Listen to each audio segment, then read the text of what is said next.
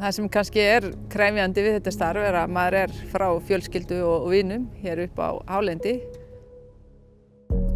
Við erum stödd í Vaðalduveri sem rétt við Sultartangavirkjun, einum af mörgum vatnsaflsvirkjunum Landsvirkjunar hér á þessu svæði.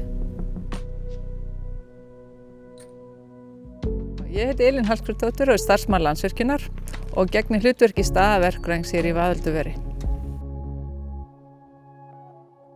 Þátt í svona stóru verkefni að segja að þetta mjög spennandi og skemmtilegt starf og það aldrei sá dagur sem ekki eitthvað aksjón og skemmtilegt fólk sem vinnur hérna og bara allir vinna saman. Þannig að þetta bara mjög gaman.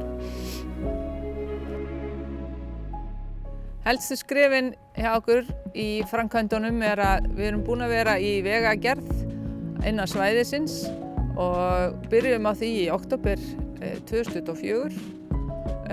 Í sumar var einnig byrjað á að lagfæra síðustu 14 kilometra af landveginum og ásamt því að reising mannvirkja hófst sem felur í sér að reisa 28 undirstöður fyrir vindmyllunar ásamt safnstöðvarhúsi. Við erum búin að vera að undirbúa steypingu undirstöðana síðan í sumar og í dag 17. september var fyrsta undirstaðan steypt. Fram að þeim tíma höfum við verið að vinna í jarðvinnu og járnabindingum en töluverð járnabinding í hverju undirstöðu eða 70 tonn af stáli. Ásamt því sem eins og í dag við steypum það bil 400 rúmmetra af steypu fyrir þessa einu undirstöðu.